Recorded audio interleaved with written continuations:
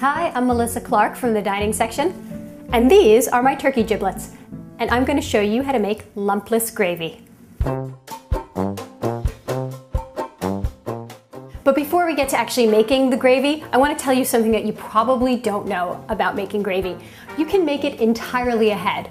I mean, think about it. There you are on Thanksgiving, you've got the turkey to carve, you've got your entire family in the other room clamoring for their dinner. The last thing you want to be doing is whisking a roux and pouring in hot stock to make a gravy base. So what I've got right here, this is the turkey neck, and this is the bag of giblets that's usually stuffed inside the turkey. There are a lot of things in here that have tons of flavor, and what you want to do is make them into stock.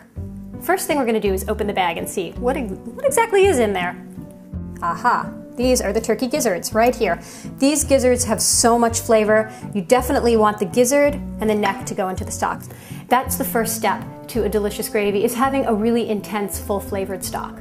You know how to do that. You just heat up your stock, and then you add the giblets to the simmering stock, and you let it infuse and flavor the broth for about an hour on low heat. And now we're going to make the gravy. There are two critical stages to ensuring lump-free gravy. The first one is, after you melt your butter, you want to add your flour in, kind of gradually. You sprinkle your flour in, and at the same time, you are whisking the heck out of it. You really got to whisk the whole time that you're adding the flour to make sure that there are no lumps that are forming. Second step is when you add your stock. You do that in two stages. You add just a little bit of stock to the roux once it's got that beautiful gold color. Just enough stock to kind of loosen it, and then you're beating out any lumps. And then you add the rest of the stock, and then you continue to beat until you're sure that all the lumps are gone. It only takes about a minute. And now I'm just going to stir every few minutes until it reduces to the thickness that I want. I like my gravy along the thin side. I like it to be less like heavy cream and more like rich half and half. Now I'm going to taste it to make sure there's enough salt and pepper, and I can correct the seasonings at this point. A little more salt.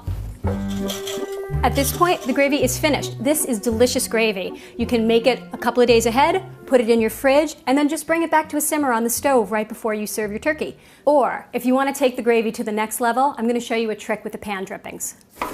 So all I'm doing is I'm bringing these turkey drippings to a simmer, and I am scraping up all those glorious brown bits that are stuck to the bottom of the pan. That's where your flavor is.